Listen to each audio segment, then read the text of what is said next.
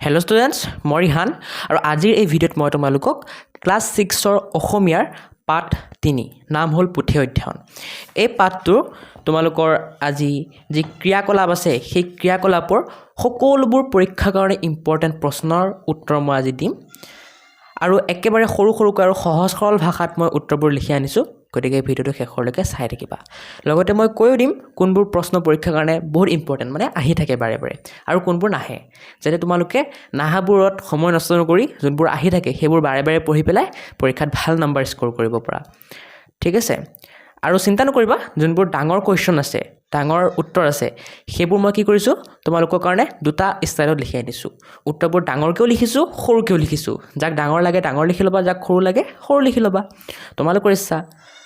হ'ব, আৰু তোমালোকক মই অনলাইন পঢ়াওঁ, MCQ দিওঁ, সকলো ছাবজেক্ট বুজাই দিওঁ। ঠিক আছে, মাজৰ কুৱেশ্যন দিওঁ। সেইবোৰ কেনেকৈ পাবা, ক'ৰ পৰা পাবা, এই ভিডিঅ'ৰ মাজতে মই কৈ দিম। গতিকে ভিডিঅ'টো চাই থাকা শেষলৈকে। এতিয়া তোমালোকে চেপ্টাৰটো ভালকৈ পঢ়ি ল'বা। পঢ়ি পেলাই এই লেখকৰ পৰিচয়টো পাৰিলে পঢ়ি ল'বা এবাৰ। ইয়াৰ পৰা তোমালোকৰ 1 মাৰ্কৰ কুৱেশ্যন আহিব পাৰে, 1 নম্বৰীয়া প্ৰশ্ন আহিব পাৰে। এতিয়া ক্ৰিয়াকলাপৰ পাঠভিত্তিক প্ৰশ্নোত্তৰখিনি চাম। ইয়াৰে 1 নম্বৰ প্ৰশ্নটো আমাৰ MCQ, আৰু MCQ তোমালোকৰ বহুত ইম্পৰ্টেণ্ট পৰীক্ষাৰ কাৰণে আহিব পাৰে। ঠিক আছে, এতিয়া 1 নম্বৰখিনি ইম্পৰ্টেণ্ট। 1 নম্বৰ প্ৰথম প্ৰশ্নটো কৈছে বিদ্যা উপাৰ্জনৰ ঘাই উপায় কি? ইয়াৰ উত্তৰ হ'ব খ নম্বৰ, পুথি অধ্যয়ন। গতিকে ইয়াত খ নম্বৰটো বোলাই ল'বা। নেক্সট আমাক কৈছে সংসাৰত উদগতি কৰিবলৈ কি লাগে? উত্তৰ হ'ব ঘ নম্বৰ। ঠিক আছে, মনৰ একাগ্ৰতা। গতিকে ঘ নম্বৰ অপশ্যনটো বোলাই ল'বা। ঠিক আছে, ঘ নম্বৰ অপশ্যনটো বোলাই ল'বা। চ' 1 নম্বৰখিনি হৈ গ'ল। এতিয়া আমি 2 নম্বৰখিনি চাম। 2 নম্বৰ তোমালোকক কৈছে এই শব্দজালত থকা শব্দবোৰ বিচাৰি উলিয়াই কোনটোৰ লগত হ'ব তোমালোকক ইয়াত বহাব দিছে। যেনেকৈ 1 নম্বৰটো সুখ বা দুখ পোৱা কাৰ্য, এইটো কি হ'ব? ভোগ হ'ব। আৰু ইয়াত চোৱা ভোগটো তোমালোকৰ এনেকৈ চিন পাৰি দিছে। ঠিক আছে, এতিয়া এটা কাম কৰি আছোঁ মই, তোমালোকক এই গোটেই শব্দবোৰ ইয়াত লিখি দি আছোঁ। তোমালোকে চাই লিখি ল'বা আৰু এইখিনিৰ লগত এনেকৈ ধুনীয়াকৈ মিলাই ল'বা। মিলোৱাটো ইমান ইম্পৰ্টেণ্ট নহয়, জাষ্ট লিখি ল'বা। ঠিক আছে, আৰু এনেও এই 2 নম্বৰ প্ৰশ্নটো তোমালোকৰ পৰীক্ষাত নাহে। তোমালোকৰ পৰীক্ষাত ধৰি না এনেকুৱা মিলোৱা মিলি প্ৰশ্ন আহিব, এনেকুৱা প্ৰশ্ন তোমালোকৰ পৰীক্ষাত নিদিয়ে। তথাপিও মই দি আছোঁ, কাৰোবাক যদি লাগে লিখি ল'ব পৰা। ঠিক আছে, এইটো মানে স্কুলৰ পৰা যদি হোমৱৰ্ক কৰিব দিয়ে তেতিয়া পাৰিবা আৰু এইটো কৰিবলৈ। চোৱা, চাই লোৱা, মই গোটেইখিনি কৰি দি আছোঁ। 1 নম্বৰটো ভোগ, তাতো লিখাই আছে হয়। 2 নম্বৰটো উদগতি হ'ব। 3 নম্বৰটো পুৰুষাৰ্থ। 4 নম্বৰটো সঞ্চয়। 5 নম্বৰটো বিজুলী। 6 নম্বৰটো মাণিক। 7 নম্বৰটো একাগ্ৰতা। 8 নম্বৰ একাণপতীয়া। 9 নম্বৰ অনুক্ৰমে। 10 নম্বৰ প্ৰণালী। চ' 10 নম্বৰলৈকে আছিল, মই দি দিলোঁ। ঠিক আছে, এতিয়া আমি 3 নম্বৰখিনি চাম। 3 নম্বৰ ক, খ, গ, ঘ, এইবোৰ বহুত ইম্পৰ্টেণ্ট হয়। 3 নম্বৰখিনি পৰীক্ষাত ইয়াৰ পৰা প্ৰশ্ন আহিবই 3 নম্বৰখিনি। গতিকে এইখিনিতো কেতিয়াও মিছ নকৰিবা, এইখিনি বাৰে বাৰে পঢ়িবা। ঠিক আছে, 3 নম্বৰখিনি এতিয়া মই তোমালোকক দি আছোঁ, তোমালোকে লিখি লোৱা যাক যাক লাগে। 3 নম্বৰ ক প্ৰশ্নটো হৈছে দূৰৈৰ মাণিক কেনেকৈ হাততে পাব পাৰি? গতিকে ইয়াৰ উত্তৰ মই লিখিছোঁ, এইটো উত্তৰ লিখিবা দূৰৈৰ মাণিক। দূৰৈৰ মাণিক মানে কি? দেশ বিদেশৰ পণ্ডিতসকলৰ জ্ঞান হয়, পুথি অধ্যয়নৰ যোগেদি হাততে পাব পাৰি। এতিয়া এই ক নম্বৰ প্ৰশ্নটোৰ উত্তৰ যাক সৰুকৈ লাগে, উত্তৰ বুলি লিখি অকল পুথি অধ্যয়নৰ যোগেদি লিখি ডায়েৰী দি দিলে হ'ল। মানে উত্তৰ বুলি লিখি অকলে যে দাঁত ক'লা কালাৰ কৰি দিছোঁ এইখিনি লিখি দিলে হ'ল, যাক সৰুকৈ লাগে। আৰু যাক ধুনীয়াকৈ লাগে, এজ ইট ইজ লাগে, গোটেইখিনি লিখি দিবা। ঠিক আছে, মইতো ক'ম পৰাপক্ষত ডাঙৰটো লিখিবা। ডাঙৰটো লিখিলে তোমালোকৰ 1 নম্বৰো নেকাটে, কিন্তু সৰুটো লিখিলেও নম্বৰ নেকাটে তোমালোকৰ বেছি সময়ত। কিন্তু যদি তোমালোকৰ মেম বা ছাৰ অকণ বেছিয়ে ষ্ট্ৰিক্ট আছে তেতিয়া কাটিব পাৰে। গতিকে পাৰিলে ডাঙৰকৈ লিখিবা। ঠিক আছে,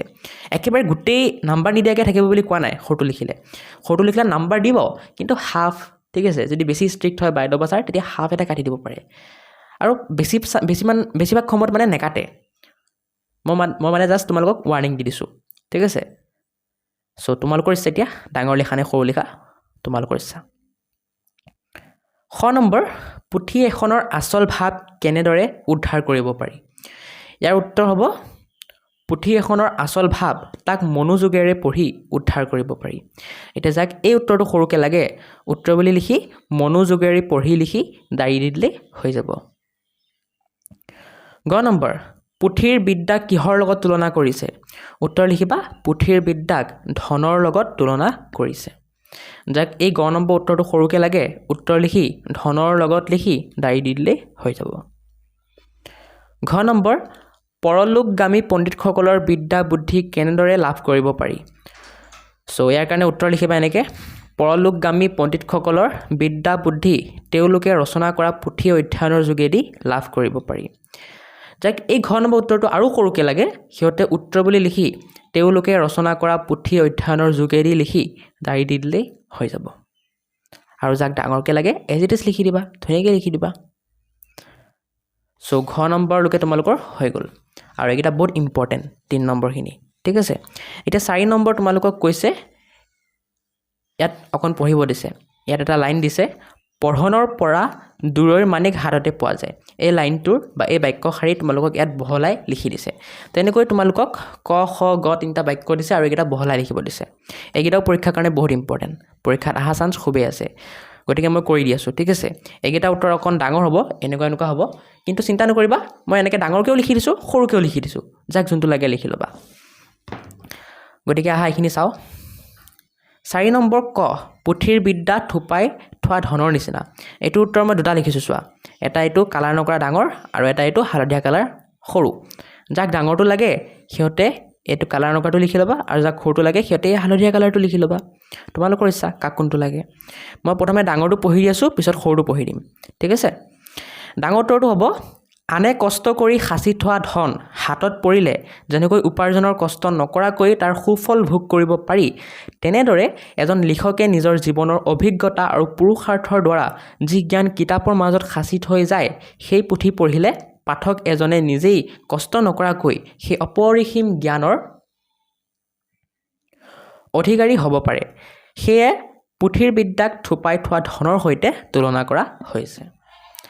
হ'ব এতিয়া যাক সৰুকৈ লাগে সিহঁতে উত্তৰটো এনেকৈ লিখিবা সৰু উত্তৰটো হ'ল কোনো এজনে কষ্ট কৰি সাঁচি থোৱা ধন হাতে পালে যেনেকৈ কষ্ট নকৰাকৈ তাৰ ফল ভোগ কৰিব পাৰি তেনেদৰে এজন লিখকে কষ্ট কৰি লিখি থৈ যোৱা পুথি পঢ়িলে আমি সহজতেই তেওঁৰ জ্ঞানবোৰ পাব পাৰোঁ চমুকৈ এই বাক্য শাৰীৰ অৰ্থ ঠিক আছে যাক যোনটো লাগে লিখি ল'বা এতিয়া খ নম্বৰ বিদ্যা আৰ্জনৰ প্ৰণালী প্ৰায় ধন আৰ্জনৰ প্ৰণালীৰ নিচিনা এতিয়া এই কুৱেশ্যনটোৰ আনচাৰ মই দুটা লিখিছোঁ এটা এইটো ডাঙৰ আৰু এটা এই হালধীয়া কালাৰটো সৰু যাক যোনটো লাগে লিখি ল'বা প্ৰথমে ডাঙৰটো পঢ়ি দি আছোঁ পিছত সৰুটো পঢ়ি দিম ডাঙৰ উত্তৰটো ষ্টাৰ্ট হৈছে এইখিনি পা উত্তৰ ধন আৰ্জনৰ ক্ষেত্ৰত যাৰ ওচৰত বেছি মূলধন থাকে তেওঁ যেনেকৈ অধিক ধন ঘটিবলৈ সমৰ্থ হয় বিদ্যা অৰ্জনৰ ক্ষেত্ৰতো একেই নিয়ম প্ৰযোজ্য যাৰ ওচৰত মূল বা প্ৰাথমিক বিদ্যাৰ জ্ঞান বেছি থাকে তেওঁ সেই জ্ঞানৰ সহায়ত অতি সহজেই নতুন আৰু গভীৰ বিদ্যা আয়ত্ত কৰিব পাৰে গতিকে বিদ্যা আহৰণৰ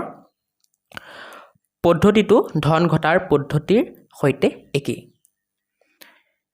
সো ডাঙৰটো লিখি ল'বা এতিয়া যাক সৰুকৈ লাগে সিহঁতে অকল জাষ্ট এই পেৰেগ্ৰাফটো লিখি দিলেই হ'ল মই পঢ়ি দিছোঁ উত্তৰ যাৰ হাতত মূলধন বেছি থাকে তেওঁ যেনেকৈ অধিক ধন ঘটিব পাৰে ঠিক তেনেদৰে যাৰ আগৰ পৰাই বিদ্যা বা জ্ঞান বেছি থাকে তেওঁৰ বাবে নতুন কথা শিকি লোৱাটো সহজ হয় চমুকৈ এই বাক্য শাৰীৰ অৰ্থ ঠিক আছে এতিয়া গ নম্বৰ কুৱেশ্যনটো চাওঁ আহা গ নম্বৰ কুৱেশ্যন কৈছে আমাক সৎসংগৰ পৰা মানুহৰ সৎ স্বভাৱ জন্মে এতিয়া এই প্ৰশ্নটোৰ উত্তৰ মই দুটা লিখিছোঁ এটা এইটো ডাঙৰ আৰু এটা এই হালধীয়া কালাৰটো সৰু প্ৰথমে ডাঙৰটো পঢ়ি দি আছোঁ যাক ডাঙৰ লাগে লিখি লোৱা পিছত যাক সৰু লাগে লিখি ল'বা উত্তৰ মানুহৰ চৰিত্ৰৰ ওপৰত সংগৰ প্ৰভাৱ অপৰিসীম আমি যি ধৰণৰ লোকৰ লগত উঠা বহা বা মিলা মিছা কৰোঁ আমাৰ আচাৰ ব্যৱহাৰ আৰু চিন্তাৰ চৰ্চায়ো তেনে গঢ় লয় এজন ব্যক্তি যদি সদায় ভাল মানুহৰ সংগত থাকে তেন্তে তেওঁৰ মনত স্বাভাৱিকতেই ভাল ভাৱ আৰু সৎ স্বভাৱৰ উদয় হয় কিতাপো এজন ভাল বন্ধুৰ দৰে যাৰ সংগই আমাক সৎ পথৰ সন্ধান দিয়ে ঠিক আছে সেইখিনি আছিল এতিয়া যাক সৰুকৈ লাগে সিহঁতে এনেকৈ লিখিবা আমি যি ধৰণৰ মানুহৰ লগত থাকোঁ আমাৰ চৰিত্ৰটো তেনেকুৱা হয় ভাল মানুহৰ লগত সদায় থাকিলে আমাৰ মাজত ভাল গুণবোৰ গঢ়ি উঠে আৰু আমাৰ স্বভাৱ ভাল হয় চমুকৈ এয়াই বাক্য শাৰীৰ অৰ্থ গতিকে আমাৰ 5 নম্বৰখিনি হৈ গ'ল 5 নম্বৰ নহয় 4 নম্বৰখিনি হৈ গ'ল ঠিক আছে 4 নম্বৰ ক খ গ তিনটাই কৰি দিলোঁ আৰু মই ডাঙৰ আৰু সৰু দুইটা ষ্টাইলতে উত্তৰবোৰ দি দিলোঁ যাক যোনটো লাগে লিখি ল'বা মইতো কৈছিলোঁৱে যে পৰাপক্ষত ডাঙৰটো কৰিবা ঠিক আছে যদি নোৱাৰা কেনেবাকৈ কোনোবাই ডাঙৰবোৰ কৰিবলৈ মুখস্থ তেতিয়া সৰুটো কৰা আৰু সো 4 নম্বৰখিনি হৈ গ'ল ভিডিঅ'টোৰ মাজতে কৈ দি আছোঁ কেনেকৈ মোৰ পৰা অনলাইন পঢ়িব পাৰিবা ইয়াৰ কাৰণে এই ভিডিঅ'ৰ ডেছক্ৰিপশ্যনটো খুলি ল'বা আৰু তাত থকা প্ৰথম লিংকটোত ক্লিক কৰি YourZYZ Assam নামৰ মোৰ ইনষ্টাগ্ৰাম একাউণ্টটো ফ'ল' কৰি দিবা আৰু যি প্ৰশ্ন বা ডাউট থাকে তাত মোক সুধিবা মই নিশ্চয় ৰিপ্লাই দিম নেক্সট এপ লিংকটোত ক্লিক কৰি মোৰ এপ সহায়ক লাৰ্ণিং হাব ডাউনলোড কৰি ল'বা আৰু সেই এপটো কেনেকৈ ডাউনলোড কৰিব লাগে কেনেকৈ ইউজ কৰিব লাগে কেনেকৈ কোৰ্চ ল'ব লাগে কেনেকৈ অনলাইন টিউশ্যন কৰিবা সকলো মই এই এপ টিউটৰিয়েল নামৰ ভিডিঅ'টোত বুজাই দিছোঁ ক্লিক কৰি ভিডিঅ'টো চাই পেলাই বুজি ল'বা কোনোবাই যদি ৰিয়েলি কোৰ্চ ল'বলৈ ইণ্টাৰেষ্টেড আছা তেন্তে সেই কোৰ্চবোৰত মই কি পঢ়াম কি নপঢ়াম কেনেকৈ পঢ়াম কেতিয়া পঢ়াম সকলো ডিটেইলছ মই ইয়াত দি থ'ম গৈ চাব পাৰিবা যেনে মই ইংৰাজীৰ কাৰণে কোৰ্চ লঞ্চ কৰিছোঁ আৰু তাৰ কাৰণে সেই সকলো কোৰ্চৰ ডিটেইলছৰ এটা ভিডিঅ' বনাইছোঁ এই ভিডিঅ'টোত ক্লিক কৰি চাব পাৰিবা বাকীবোৰৰ কাৰণে দিয়া নাই মানে বাকীবোৰ কোৰ্চ লঞ্চ কৰা নাই বাকীবোৰৰ কোৰ্চ লঞ্চ কৰিলে ইয়াত ডিটেইল ভিডিঅ'বোৰ দি দিম মই চাব পাৰিবা ঠিক আছে তোমালোকে যদি এনি প্ৰব্লেম পোৱা কোৰ্চ ল'বৰ কাৰণে বা এপটোত এনি প্ৰব্লেম পোৱা মোক সেই ইনষ্টাগ্ৰাম একাউণ্টটোত মেছেজ কৰিবা মই নিশ্চয় ৰিপ্লাই দিম আৰু তোমালোকৰ যোন ষ্টুডেণ্টে কোৰ্চ ল'বা তাৰ ভিতৰত কিছুমান লাকি ষ্টুডেণ্টছক মই নিজেই ফোন কৰিম আৰু কিছুমান গিফ্ট দিম যেনে মোবাইল ফোন লেপটপ এনেকুৱা কিছুমান গিফ্ট দিম চ' তোমালোকে লাকি হ'ব পাৰা গতিকে কোৰ্চ লঞ্চ কৰিলে কোৰ্চখিনি ল'বা আৰু চিন্তা নকৰিবা কোৰ্চখিনি একেবাৰে মিনিমাম প্ৰাইচ ৰাখিম মই একেবাৰে মিনিমাম যেনেকৈ এবছৰত 600 টকা বা 700 টকা বা 500 টকা তেনেকুৱা ঠিক আছে আৰু কিছুমান ষ্টুডেণ্টে যদি সেইখিনি পইচাও এফৰ্ড কৰিব নোৱাৰা তেতিয়া মই ইউটিউবত যি ফ্ৰী ভিডিঅ' বনাই থৈছোঁ তোমালোকৰ ক্লাছৰ সেইবোৰ চাব পাৰা সেইবোৰৰ লিংক এনেকৈ দিয়া থাকিব চাব পাৰা গৈ পেলাই নেক্সট অকণ তলত যাবা তেতিয়া দেখা পাবা মাই ছ'চিয়েল মিডিয়া লিংকছ বুলি দি মোৰ ইনষ্টাগ্ৰাম হোৱাটছআপ ফেচবুক এইবোৰৰ লিংক দি আছে সেইবোৰত গৈ পেলাই মোক ফ'ল' কৰি দিবা ঠিক আছে এতিয়া তোমালোকৰ ভিতৰত কিছুমান ষ্টুডেণ্টে ভিডিঅ'ৰ ডেছক্ৰিপশ্যন খুলিব নাজানে সিহঁতক মই শিকাই দি আছোঁ চোৱা যেতিয়ালৈকে ইউটিউবটো আপডেট নহয় এনেকৈ তোমালোকে ভিডিঅ'ৰ ডেছক্ৰিপশ্যন খুলিব পাৰিবা ইয়াৰ কাৰণে ভিডিঅ'টো সৰু কৰি ল'বা কৰি লৈ এই মোৰ অপশ্যনটোত ক্লিক কৰিবা মোৰ কৰাৰ পাছত এনেকুৱা এটা পেজ খুলি যাব ইয়াত আকৌ তলত মোৰ বুলি লিখা আছে সেই অপশ্যনটোত ক্লিক কৰিলে এনেকুৱা এটা পেজ খুলি যাব আৰু এই পেজটো হ'ল তোমালোকৰ ভিডিঅ'ৰ ডেছক্ৰিপশ্যন য'ত মই এপ লিংক ইনষ্টাগ্ৰাম লিংক বাকী ভিডিঅ'বোৰ লিংক সকলো ইয়াতে দি থৈছোঁ গৈ পেলাই চাব পাৰিবা এতিয়া আমি 5 নম্বৰখিনি চাম 5 নম্বৰ তোমালোকৰ ইম্পৰ্টেণ্ট আছে 5 নম্বৰ তোমালোকক কৈছে ভাল পুথি পঢ়িলে ভাল সংগত থকা যেন আৰু বেয়া পুথি পঢ়িলে বেয়া সংগত থকা যেন হয় বেয়া সংগত থকা যেন ফল হয় পাঠটোৰ আধাৰত কথাষাৰ বহলাই লিখা মানে এই লাইনটোৰ মূল ভাৱ লিখিব দিছে বহলাই লিখিব দিছে এই লাইনটোৰ অৰ্থ চ' আহা কৰোঁ ইম্পৰ্টেণ্ট হয় কৰোঁ আহা মই আকৌ দুটা ষ্টাইলত লিখি দিছোঁ ডাঙৰ আৰু সৰু তোমালোকক চাক যেনেকৈ লাগে লিখি লোৱা এতিয়া এইটো 5 নম্বৰ কুৱেশ্যনটো মইতো পঢ়ি দিলোঁৱেই এতিয়া 5 নম্বৰ উত্তৰ মই দুটা লিখিলোঁ ক'লোৱেই এইটো ডাঙৰ আৰু এইটো হালধীয়া কালাৰটো সৰু যাক যোনটো লাগে লিখি ল'বা প্ৰথমে মই ডাঙৰটো পঢ়ি দি আছোঁ ডাঙৰ উত্তৰটো ষ্টাৰ্ট হৈছে এইখিনিৰ পৰা উত্তৰ অসমীয়া সাহিত্যৰ বিশিষ্ট প্ৰবন্ধকাৰ সত্যনাথ বৰাই তেওঁৰ পুথি অধ্যয়ন পাত্ৰিত পুথিৰ সংগক মানুহৰ সংগৰ সৈতে অতি সুন্দৰভাৱে তুলনা কৰিছে তেওঁৰ মতে প্ৰতিখন পুথি হৈছে সেইখনৰ লিখকজনৰ স্বভাৱ চৰিত্ৰৰ এক প্ৰতিবিম্ব বা ছাঁ আমি যি ধৰণৰ মানুহৰ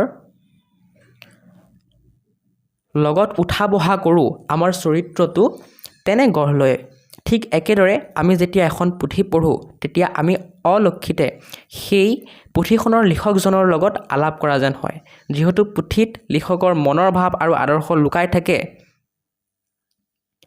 সেয়েহে ভাল কিতাপ পঢ়িলে আমি এজন সৎ আৰু জ্ঞানী লোকৰ সান্নিধ্যত থকাৰ দৰে সুফল লাভ কৰোঁ ইয়াৰ বিপৰীতে বেয়া কিতাপ পঢ়িলে আমাৰ মনত কুচিন্তাৰ উদয় হয় আৰু ই বেয়া সংগত থকাৰ দৰেই আমাৰ চৰিত্ৰৰ অপকাৰ কৰে গতিকে নিজৰ স্বভাৱ চৰিত্ৰ উন্নত কৰিবলৈ সদায় নিৰ্বাচিত আৰু উন্নত মানদণ্ডৰ পুথি অধ্যয়ন কৰা উচিত ডাঙৰ উত্তৰটো শেষ এতিয়া সৰু উত্তৰটো এইখিনিৰ পৰা ষ্টাৰ্ট হ'ব উত্তৰ লিখিবা পুথি হ'ল লিখকৰ চিন্তাৰ ভঁৰাল ভাল মানুহৰ লগত থাকিলে যিদৰে আমি ভাল গুণবোৰ শিকোঁ বা শিকিব পাৰোঁ তেনেদৰে ভাল পুথি পঢ়িলেও আমাৰ চৰিত্ৰ ভাল হয় কিন্তু বেয়া পুথি পঢ়িলে বেয়া মানুহৰ সংগৰ দৰে আমাৰ মনত বেয়া প্ৰভাৱ পৰে সেইবাবে আমি সদায় ভাল কিতাপ পঢ়াৰ অভ্যাস কৰিব লাগে ঠিক আছে মই লিখি দিলোঁ এতিয়া ষ্টুডেণ্টছ তোমালোকে যদি কোনোবাই মানে টান পোৱা এইবোৰ লিখা কৰিবলৈ প্ৰশ্ন উত্তৰবোৰ মই PDF নোটছ গোটেই তোমালোকৰ ক্লাছ 6 অসমীয়াৰ বনাই থৈছোঁ আৰু বাকিবোৰ ছাবজেক্টৰো বনাই থৈছোঁ সেইবোৰ যদি লাগে মইতো ক'লোৱেই কেনেকৈ ল'বা ঠিক আছে মোৰ এপত যাবা এপটোত গৈ ল'ব পাৰিবা একেবাৰে মই কম দামত দিছোঁ ফ্ৰী নহয় একেবাৰে কম দামত দিছোঁ মই ঠিক আছে লাইক তোমালোকৰ 50 rupees মানে 50 টকা বা 60 টকা এনেকুৱা দামতে দিছোঁ এটা ছাবজেক্টৰ নোটছ চ' যাক লাগে ল'ব পৰা এতিয়া ষ্টুডেণ্টছ আহা ভাষা অধ্যয়নৰ প্ৰশ্নোত্তৰখিনি চাওঁ ইতিমধ্যে আমি পাঠভিত্তিক প্ৰশ্নোত্তৰ সকলো চালোঁ হয় আৰু মই ক'লোৱেই তোমালোকৰ এই 2 নম্বৰটো বাহিৰে বাকী পাঠভিত্তিক প্ৰশ্নোত্তৰ সকলো ইম্পৰ্টেণ্ট সকলো পৰীক্ষাত অহা চান্স আছে এতিয়া ভাষা অধ্যয়নৰ প্ৰশ্নোত্তৰখিনি চাওঁ ভাষা অধ্যয়নত তোমালোকক প্ৰশ্নোত্তৰবোৰ যিবোৰ দিছে 6 আৰু 7 গোটেই দুইটাই ইম্পৰ্টেণ্ট দুইটাই পৰীক্ষাত অহা বহুত চান্স আছে বহুত ইম্পৰ্টেণ্ট গতিকে কৰিবা ভালকৈ এইকেইটা আৰু ভাষা অধ্যয়নৰ প্ৰশ্ন উত্তৰবোৰৰ আগত অকণ জানো অহা কিবা দিছে মানে অকণ পঢ়িব দিছে কিহৰ বিষয়ে পঢ়িব দিছে ইয়াত উপসৰ্গৰ বিষয়ে পঢ়িব দিছে এতিয়া উপসৰ্গ কি উপসৰ্গ হ'ল এনেকুৱা বৰ্ণ বা শব্দ যিবোৰ বেলেগ এটা শব্দৰ আগত বহে আৰু এটা নতুন শব্দ গঠন কৰে যেনেকৈ দেশ এটা শব্দ ইয়াৰ আগত উপনামৰ শব্দটো বহি এটা নতুন শব্দ গঠন কৰিছে যাক আমি কি বুলি কওঁ উপদেশ তেনেকৈ মান এটা শব্দ ইয়াৰ আগত অপনামৰ শব্দটো বহি অপমান শব্দটো বনাইছে গতিকে উপ আৰু অপ এইকেইটা কি হৈছে বেলেগ শব্দৰ আগত বহি এটা নতুন শব্দ বনাইছে তেনেকৈ পৰি পৰা এইবোৰো কি বেলেগ শব্দৰ আগত বহি এটা নতুন শব্দ বনাইছে চ' আমি পৰি পৰা উপ অপ এইবোৰ কি বুলি ক'ম উপসৰ্গ বুলি ক'ম তেনেকৈ অসমীয়া ভাষাত সংস্কৃতৰ পৰা অহা মুঠ 20টা উপসৰ্গ আছে সেইকেইটা দি দিছে চোৱা পৰা অপসমনি আৰু নিৰ্দুৰ বি অধি সু উৎ পৰি অভি অতি প্ৰতি অপি উপ আ এইবোৰ ঠিক আছে গতিকে এইবোৰ পাৰিলে মুখস্থ কৰি ল'বা তোমালোকৰ পৰীক্ষাত ইয়াৰ পৰা কুৱেশ্যন আহিব পাৰে সুধি দিব পাৰে যে অসমীয়ালৈ সংস্কৃতৰ পৰা অহা মুঠ উপসৰ্গ কেইটা তেতিয়া কি ক'বা 20টা আৰু যদি সুধি দিয়ে কি তেতিয়া এইবোৰ লিখি দিলে হ'ল ঠিক আছে চ' পঢ়িবা সেইবোৰ পঢ়ি পেলাই তোমালোকক এই প্ৰশ্নবোৰ উত্তৰ দিব দিছে ইয়াত কৈছে যে উদাহৰণৰ দৰে তলত দিয়া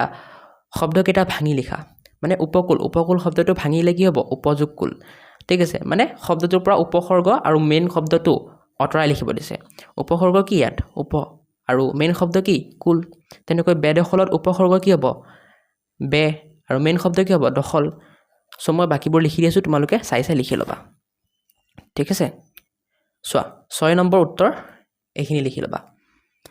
উপকূল এইটোতো দিয়াই আছে বেদখলটো বে যোগ দখল সুনামটো সু যোগ নাম বিখ্যাতটো বি যোগ খ্যাত আওবাদটো আও যোগ বাট ঠিক আছে আৰু ইম্পৰ্টেণ্ট হয় পৰীক্ষাত আহিব পাৰে 7 নম্বৰ তোমালোকক বাক্য ৰচনা কৰা দিছে চ' বাক্য ৰচনা কৰাও তোমালোকৰ বহুত ইম্পৰ্টেণ্ট পৰীক্ষাত আহিব পাৰে মই একেবাৰে সৰুকৈ আৰু সহজ সৰল ভাষাত যিমান পাৰোঁ বাক্যকেইটা ৰচনা কৰি দিছোঁ ঠিক আছে এনেকৈ যদি লিখা ফুল নম্বৰ পাবা 1 নম্বৰো নেকাটে চ' আহা চাই লওঁ এতিয়া থোপাই নামৰ শব্দটো দি বাক্য ৰচনা কৰিছোঁ মই পুথিৰ বিদ্যা থোপাই থোৱা ধনৰ নিচিনা পাৰ্গত দি বাক্য ৰচনা কৰিছোঁ হৰেণ গছত উঠাত বৰ পাৰ্গত একাগ্ৰতা দি বাক্য ৰচনা কৰিছোঁ ছাত্ৰ ছাত্ৰীৰ বাবে পঢ়া শুনাত একাগ্ৰতা থকাটো প্ৰয়োজন তেনেকৈ পুৰুষাৰ্থ দি এইটো বাক্য ৰচনা কৰিছোঁ স্বভাৱ দি এইটো কৰিছোঁ তোমালোকে চাই লিখি ল'বা যাক যোনটো লাগে আকৌ এবাৰ মই দেখাই দিছোঁ চোৱা থোপাই দি এইটো বাক্য পাৰ্গত দি এইটো একাগ্ৰতা দি এইটো পুৰুষাৰ্থ দি এইটো স্বভাৱ দি এইটো আৰু এইকেইটাই আছিল মই গোটেইকেইটা দি দিলোঁ তোমালোকে কিতাপতে লিখা নে বহীত লিখা লিখি ল'বা এতিয়া নেক্সট জ্ঞান সম্প্ৰসাৰণ আৰু তোমালোকৰ প্ৰকল্প দি আছে প্ৰকল্প মানে হ'ল প্ৰজেক্ট ঠিক আছে তোমালোকে নিজে কৰিব লাগিব ইয়াত তোমালোকে নিজে কিবা বস্তু বনাব লাগিব নহ'লে বেলেগ তোমালোকে গুগল বা বেলেগ জেগাৰ পৰা ফটো সংগ্ৰহ কৰিব লাগিব তেনেকুৱা কাম ঠিক আছে আৰু জ্ঞান সম্প্ৰসাৰণ নামটো পাই গম পাইছা কি এক্সট্ৰা জ্ঞান হয় নাই তোমালোকৰ জ্ঞান বৃদ্ধিৰ কাৰণে দিছে চ' এই জ্ঞান সম্প্ৰসাৰণ আৰু প্ৰকল্পৰ পৰা এটা প্ৰশ্নও তোমালোকৰ পৰীক্ষাত নাহে আৰু সেইকাৰণে মই এইকেইটা দি থকা নাই এতিয়া ঠিক আছে চ' এইকেইটা মই এইটো ভিডিঅ'ত নিদিওঁ যদি কাৰোবাক লাগে এইকেইটা প্ৰশ্ন উত্তৰ যে স্কুলৰ পৰা হোমৱৰ্ক কৰিব দিছে বা তোমালোকৰ বাইদেউ বা ছাৰে কৈছে যে পৰীক্ষাত এইটো আহিবই ঠিক আছে গেৰাণ্টি আহিবই তেতিয়া মোক এই ভিডিঅ'ৰ ডেছক্ৰিপশ্যনত যি ইনষ্টাগ্ৰাম একাউণ্টৰ লিংক দিয়া আছে সেইটোত গৈ পেলাই মোক